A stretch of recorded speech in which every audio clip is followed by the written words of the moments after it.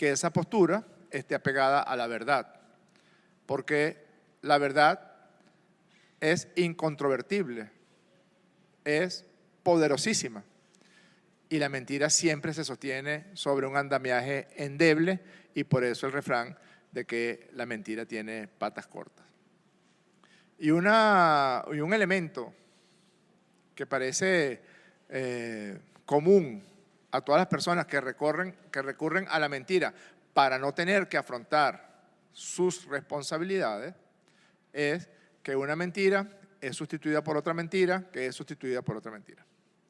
Ayer salió este señor, González Urrutia, diciendo que había sido sometido a coacción y a presiones por parte de una persona de la que nadie niega su condición de aguerrida, pero que mide 1,70, que es mi hermana Delcy, la vicepresidenta ejecutiva de la República, que además tiene su mano vendada, y por este servidor, el presidente de la Asamblea Nacional, que lo sometimos a coacciones, a presiones y a chantaje. Nosotros, apegados como estamos a la verdad y a la realidad, le dijimos: retráctese, corrija ese planteamiento, porque además está poniendo en un aprieto al señor embajador de la Embajada del Reino de España en Venezuela, porque todos estos eventos de coacción y presión y chantaje, como lo llamó este señor, supuestamente ocurrieron en la sede de la residencia del embajador del Reino de España, y la ultraderecha y la derecha española, por supuesto, junto con sus acólitos de la ultraderecha y la derecha venezolana, del extremismo fascista venezolano, pues ahorita repiten como una cantaleta. Pues bien, primero lo primero.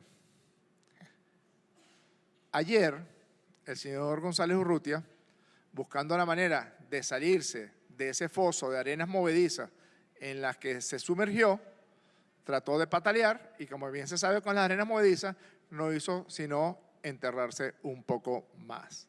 Rueda video. Compatriotas, me dirijo a ustedes para informarles toda la verdad de lo que ocurrió con mi salida de Venezuela. El régimen pretende que todos los venezolanos perdamos la esperanza. El mundo entero sabe que siempre recurren al juego sucio, el chantaje y la manipulación.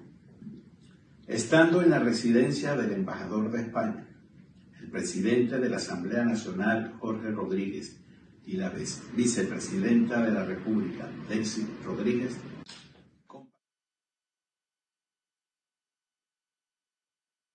que ese es un video grabado por González Urrutia el día de ayer en la ciudad de Madrid, capital de España. Y a pesar de todas las tonterías que dice, hay algo que es muy curioso, porque me llama a mí presidente de la Asamblea Nacional de la República Bolivariana de Venezuela. O sea, él reconoce que el presidente de la Asamblea Nacional de la República Bolivariana de Venezuela no es la señora Dinora Figuera, que está cuidando viejitos en la ciudad de Valencia, España, no es el ladrón de Juan Guaidó, no.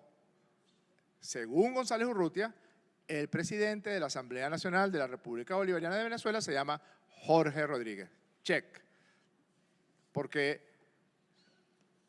vamos a demostrar que palabra por palabra corresponde a la letra, a la idea y a los conceptos del señor González Urrutia. Encabezado, check. Jorge Rodríguez, presidente de la Asamblea Nacional, encabezado de la carta que él me dirigió a mí. Pero hay otra cosa que es quizás más importante aún, que se refiere a Delcy Eloína Rodríguez Gómez como la vicepresidenta de Venezuela. ¿Y de quién es vicepresidenta Delcy Eloína Rodríguez? Ella es vicepresidenta ejecutiva de la República Bolivariana de Venezuela, ¿nombrado por quién? Es como en España, que es reina o vicepresidenta por derecho de sangre, o como en Países Bajos, o como en cualquiera de las 6 monarquías que existen en la Unión Europea.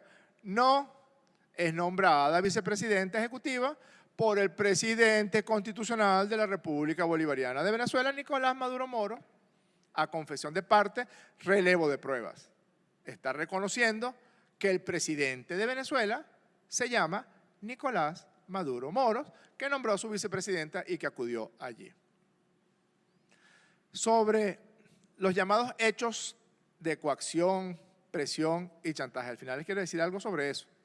No pierdan la atención sobre esta presentación ante los medios de comunicación. Nosotros,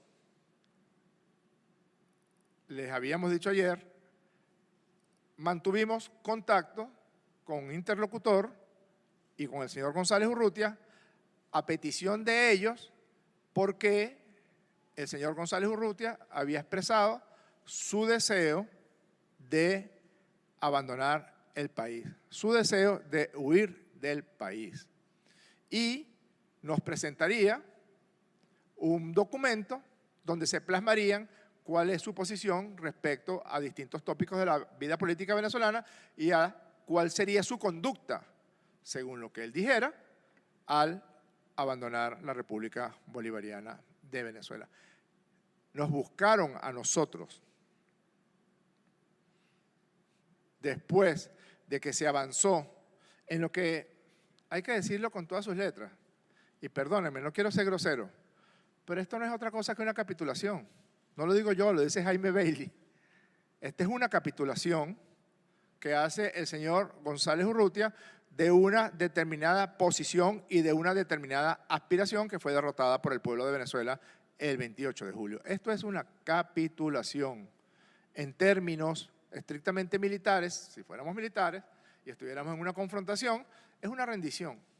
Solamente que nosotros somos muy cuidadosos del respeto, del honor y de la buena pro de las personas. Nosotros somos, si esas personas no son respetuosas de su propio honor, ya eso es problema de ellos. Pero en términos respetuosos, decentes y en resguardo de su dignidad, esto no es otra cosa que una capitulación. Firmada debidamente por el señor González Urrutia.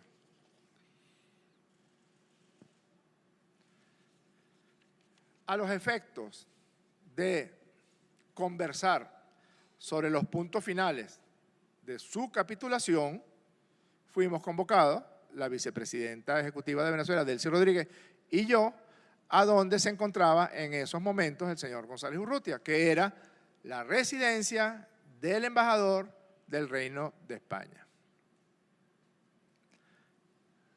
Otro elemento muy curioso y que habla mucho de cierto carácter. El señor González Urrutia se metió en la Embajada de Países Bajos el mismo día de las elecciones. Todavía no había proclamado el Consejo Nacional Electoral al presidente electo, todavía no había aparecido las farsas de las supuestas actas forjadas en una página web, todavía no había iniciado el proceso ante la Sala Electoral del Tribunal Supremo de Justicia, todavía no había sido citado después de la auditoría y después de la sentencia de la Sala Electoral del Tribunal Supremo de Justicia, no había sido citado por el Fiscal General de la República en todo el tema de la patraña de las supuestas actas guindadas en una página web que el señor González Urrutia primero publicita en su cuenta en X y luego dice ante el Fiscal General que él no tiene nada que ver con esas actas. Lo declara él. Yo en ese momento todavía no conocía al señor González Urrutia como para coaccionarlo. No lo conocía el 28 en la noche cuando se encerró en la Embajada de Países Bajos, a pesar de que le decían que saliera a los actos paupérrimos al que ha convocado la extrema derecha venezolana. Una sola vez creo que salió, creo que fue el 30 de julio. Salió de la embajada, violentando además las normativas sobre asilo y refugios en embajadas de los Países Bajos, fue al acto y se regresó, se sentó en un camión y regresó corriendo a la Embajada de Países Bajos. Cuando el interlocutor que él designó nos buscó e iniciamos las conversaciones, entonces él se mudó de la Embajada de Países Bajos, que queda muy cerca, por cierto, de la residencia de la Embajada del Reino de España. ¿Cómo transcurrieron esas conversaciones? Hubo varias conversaciones telefónicas, tenemos registro de todas ellas. Hubo varias conversaciones personales, 2 conversaciones personales, pero con el interlocutor que él designó tuvimos varios encuentros para, sobre todo, fijar posición acerca de cuáles eran las intenciones y los alcances de lo que el señor González Urrutia iba a hacer e iba a decir. Cuando llegamos, fuimos recibidos amablemente por el señor embajador del Reino de España, porque esa es otra de las cosas que se ha dicho, que es que nosotros irrumpimos. Nosotros somos gente decente, educada. Nosotros no andamos saltando verjas de embajada como hizo Capriles Radonqui con la embajada de Cuba en el año 2002. Nosotros tocamos el timbre y amablemente nos abrió el personal de seguridad de la residencia del embajador. Afuera estaba el embajador, nos saludó amablemente y en la puerta, esperándonos ansioso, estaba el señor Edmundo González Urrutia. Entramos a la sala de la casa, que yo conozco bien, no porque haya ido a ninguno de los eventos o los agapés que organizan las embajadas, sino porque allí dimos las conversaciones y las negociaciones con el sector de la derecha oposicionista cuando ellos lanzaron la andanada violenta, las guarimbas del año 2017. Y nos sentamos en la sala de la casa, en la sala principal de la casa. ¿Quiénes nos sentamos? En un sofá de 3 puestos, la vicepresidenta ejecutiva, ratificada por el señor González Urrutia, del Cielo Rodríguez, y yo, a mi lado, en una butaca, el señor González Urrutia, y al lado del señor González Urrutia, el interlocutor con el que habíamos intercambiado algunas de las posiciones a los efectos de la solicitud que él hacía de abandonar Venezuela, de huir de Venezuela hacia España. ¿Cuál fue el clima? Miren cuál fue el clima que tuvimos al inicio de la reunión y así se mantuvo hasta el final. Voy a poner un pedazo del inicio de la reunión y luego un pedazo del final para que ustedes vean cuál fue el clima en el que se sintió coaccionado el señor González Urrutia. Adelante.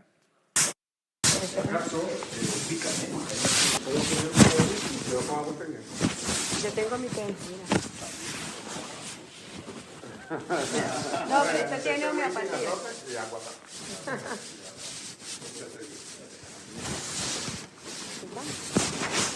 Sí, acompaño. Ya que abierto.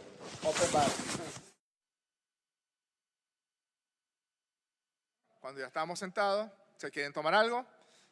Hay whisky, trajeron una botella de whisky Chivas Regal 12 años, trajeron vasos, después el embajador salió a buscar hielo, trajo hielo y después trajo unos chocolates y dijo chocolates venezolanos. La vicepresidenta, como estaba tomando una medicación, no tomó, tampoco le gusta tomar y aquí hay algo que debo decir, por mi experiencia como psiquiatra, había un cierto tufillo alcohólico en la reunión antes de que llegara el embajador con las botellas. Eso se lo digo a los efectos de que a cierta hora de la noche, cuando nos envían una propuesta de la carta que firmaría el señor González Urrutia, buscamos la manera de que él ratificara que en efecto esa era la carta y no hubo manera de encontrarlo. Me imagino que un poco potenciada el cansancio por el efecto del alcohol y de los medicamentos que toma para sus dolencias. Pero ese fue el clima. De eso estábamos hablando. Y lo primero que notamos en el señor González Urrutia fue una intención firme, por no decir desesperación, de irse incluso ese mismo día de Venezuela para España. Escuchen. Yo creo que esto lo vamos a resolver rápidamente. Absolutamente seguro de esto. Sí, porque pensaba que iba a viajar. Yo creo que esto...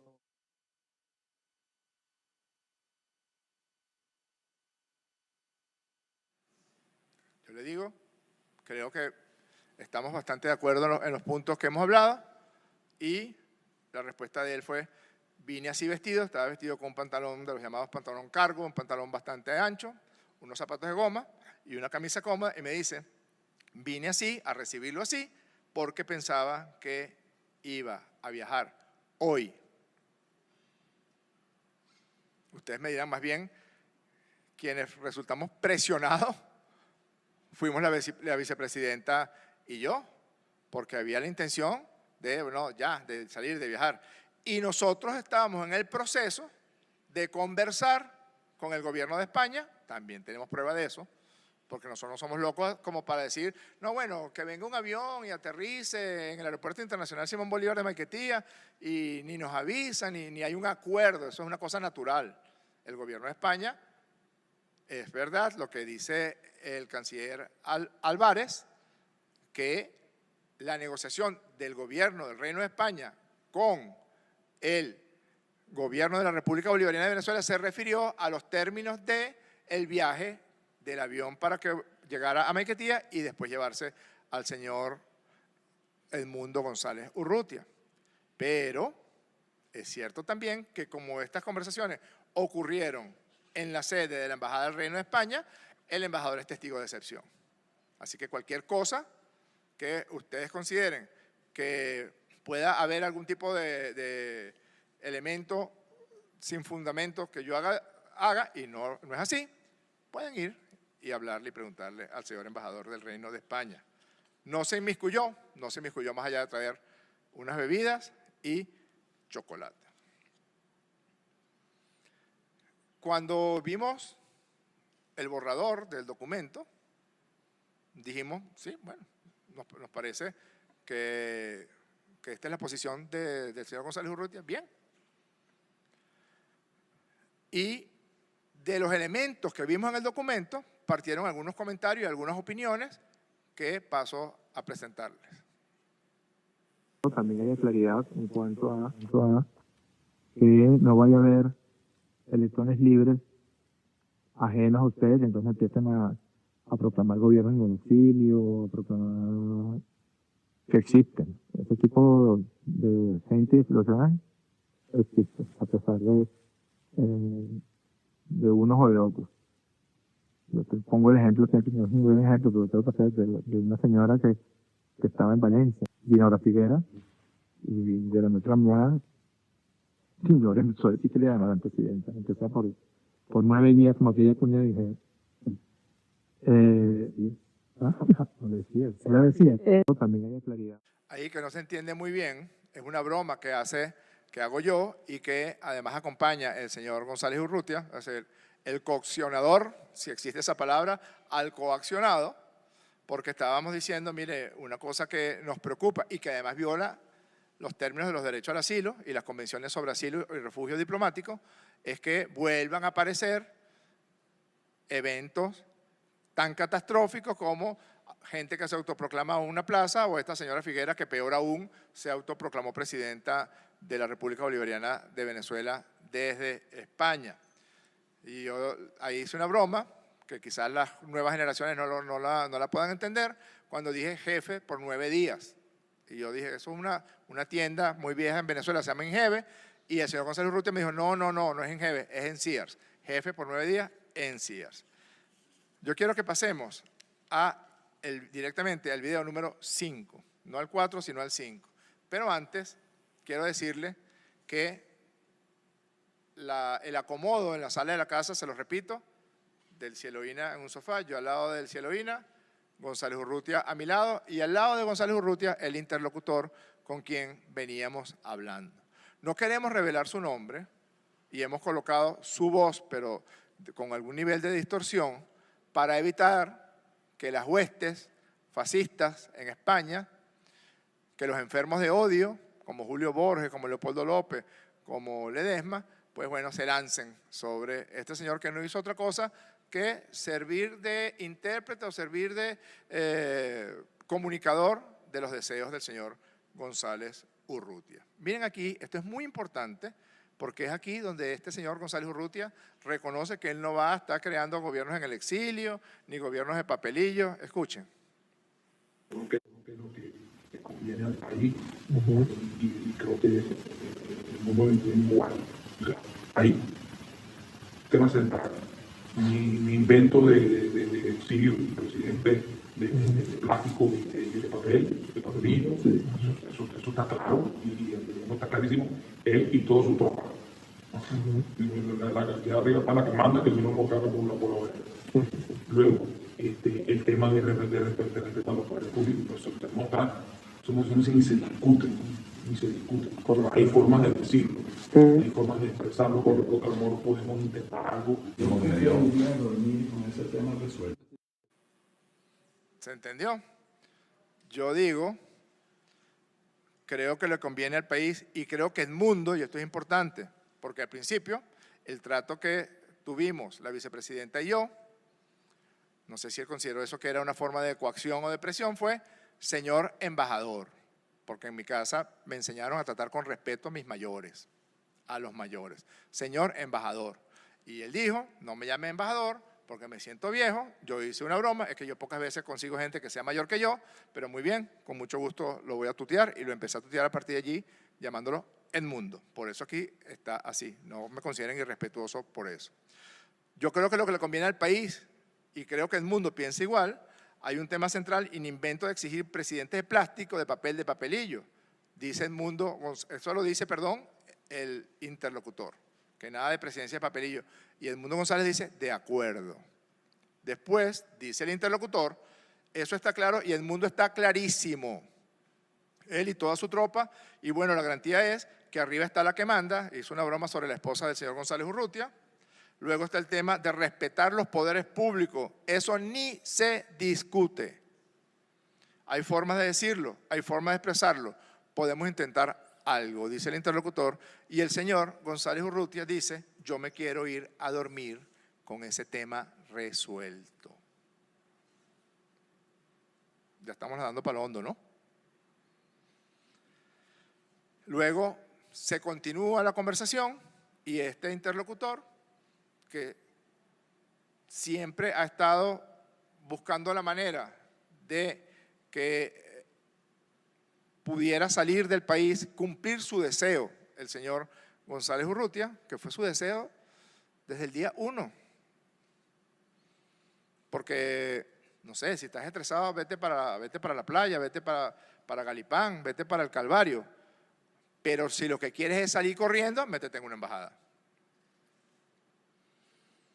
Ahora hay algo muy importante que menciona el interlocutor. ¿Por qué estoy diciendo esto? Porque todos estos audios que estamos mostrando son el cuerpo del documento que después firmó el señor González Urrutia. Siguiente. Eso es un tema central. Uno, ir a proclamar un gobierno, cosa no está en la agenda del mundo. Lo ha dicho él, no soy su vocero, no soy su autocompacto amigo aquí de Mexicano, pero no está planteado en ningún sitio, en ningún concepto, no está. Y sabemos quiénes son los que estando afuera van a insistir y no van a coquinar y no van a... Eso la gente está muy consciente de eso.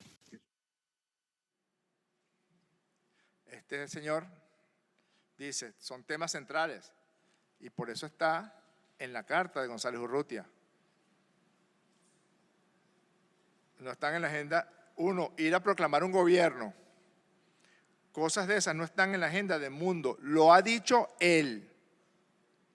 Y el señor Edmundo estaba al lado a 80, 90 centímetros del interlocutor. Si yo no estoy de acuerdo con algo, digo, no, mira, por favor, tal cosa. ¿No? Tan tranquilo con su whisky, escuchando. Y no solamente tan tranquilo con su whisky, es que todo esto forma parte del cuerpo del borrador que ellos ya habían presentado.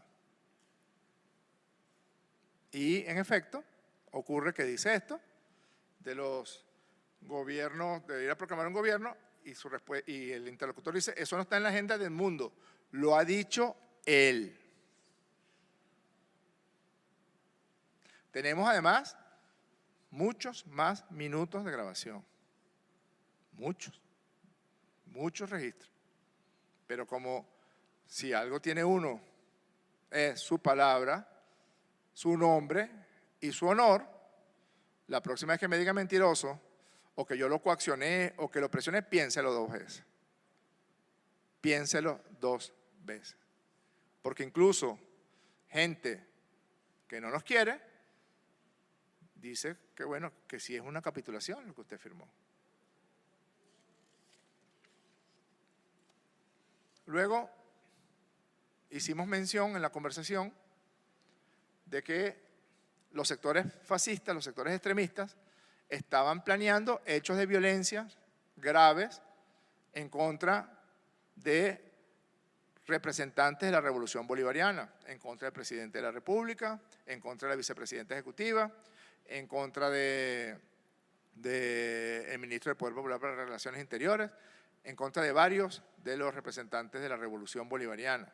Incluso de él sí hizo una medio broma macabra que decía, un día, hoy estaban planeando colocar un carro bomba para atacar, agredir a la vicepresidenta ejecutiva de la República.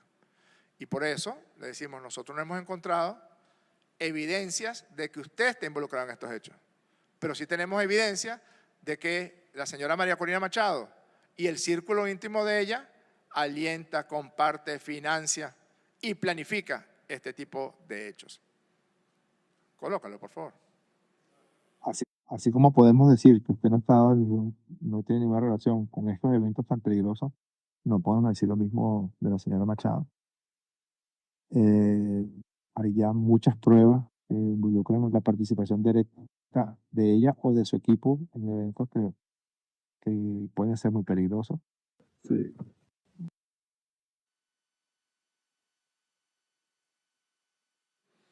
Estamos exponiendo los hechos que ya fueron, todavía no se había dado la comunicación a los medios de prensa por parte del ministro Cabello. Todavía no se había mostrado todos los planes peligrosísimos que tenían contra el país estos sectores de la ultraderecha. Y yo le menciono al señor que esta señora María Corina Machado estaba en la planificación de esos planes.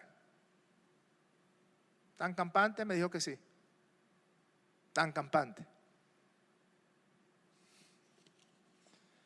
Esto es a los efectos de que se sepa que, uno, lo que tenía el señor González Urrutia por salir de Venezuela era desesperación. Dos, que no es otra cosa que una huida de una determinada responsabilidad que él se arrogó a sí mismo y algunos venezolanos se lo alientan, algunos de sus cercanos se lo alientan. Tres, en estos audios hemos mostrado el cuerpo de la carta. Hemos cuidado de que se viera que lo de viva voz está diciendo el interlocutorio del señor González Urrutia es lo que está en esta carta dirigida al presidente de la Asamblea Nacional.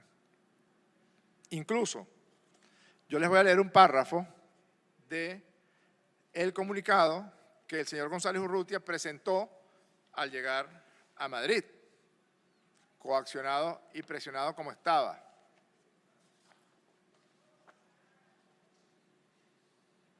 Soy incompatible con el resentimiento. Solo la política del diálogo puede hacernos reencontrarnos como compatriotas. Solo la democracia y la realización de la voluntad popular pueden ser el camino para nuestro futuro como país y en ello seguiré comprometido. Esto lo publicó el señor González Urrutia el 9 de septiembre de 2024. Ya lejos de las fieras del Cielovina Rodríguez y Jorge Rodríguez, que lo presionaron, lo chantajearon, etcétera, etcétera. Ya está en Madrid, a salvo no, en manos de quienes realmente lo coaccionan. ¿Saben por qué? ¿Saben por qué están tan interesados Leopoldo López, Antonio Ledesma y Julio Borges en adueñarse? Porque el nuevo negocio de Leopoldo López se llama Edmundo González Urrutia. Porque así como hay un gringo asesino, criminal, fascista, engañando gente, recogiendo una plata para robársela, el nuevo negocio de Leopoldo López se llama Edmundo González Urrutia. Y ahora sí va a ver usted lo que es coacción, ahora sí va a ver usted lo que es presión, ahora sí va a ver usted lo que es chantaje, señor González Urrutia. Porque es que el nivel de vida de estos personajes es muy alto. Y es verdad que Ledesma tiene un yerno corrupto. Es verdad que Ledesma en su ejercicio público fue un gran ladrón, pero se le está acabando la plata. Y acaba de llegar una nueva fuente de ingresos que se llama Edmundo González Urrutia, porque ya tenemos también registro, lo tenemos, donde están empezando Julio Borges, Ledesma, Leopoldo López a buscar dinero, ¿para qué? Para la proclamación el 10 de enero de Edmundo González Urrutia. Es el nuevo negocio y por eso ya usted va a ver lo que es presión. Entonces, desde Madrid, les repito, para que vean si corresponde o no corresponde a lo que vimos, a lo que hablamos ese día. Solo la política del diálogo puede hacernos reencontrarnos como compatriotas, etcétera. En la carta que me dirige a mí también dice lo mismo, la política del diálogo, el reencuentro entre compatriotas. Y miren lo que dice Edmundo González en la reunión en la residencia del embajador de España. Hemos hecho ese llamado a la paz, a la reconciliación, a la unidad de los venezolanos, la verdad, todo ese ha sido mi discurso. Sobre esa plataforma es que yo me he montado. No, y le digo con toda sinceridad, a todos nos conviene que haya venezolanos llamando a la paz, al diálogo, a la resolución de los problemas por vía pacífica, democrática, constitucional.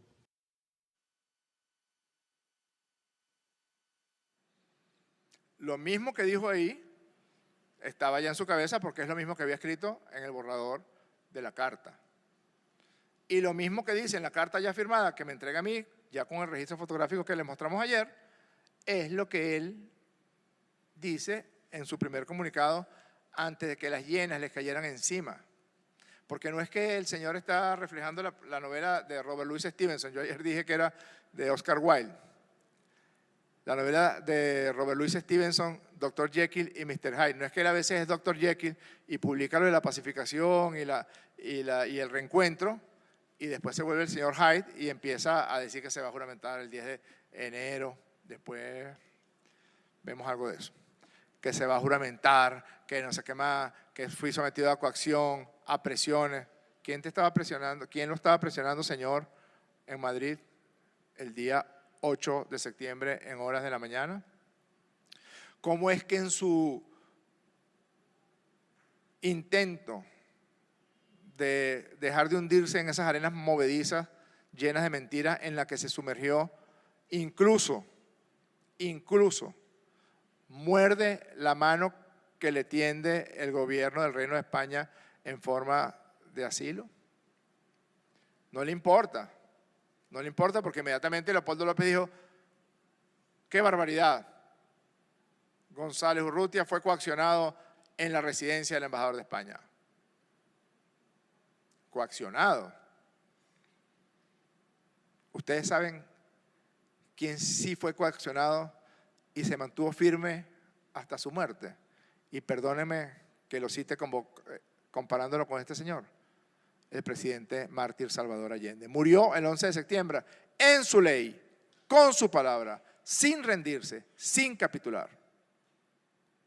Y ustedes saben quién ha sido amenazado de muerte, se ha atentado contra su vida, se han develado decenas de planes para asesinarlo, se le han puesto los poderes hegemónicos más grande que haya conocido en la historia de la humanidad en un intento de acabar con la revolución bolivariana y jamás se le ha ocurrido, jamás, capitular con la responsabilidad y el deber y la palabra que él le empeñó al presidente Chávez. Se llama Nicolás Maduro Moros.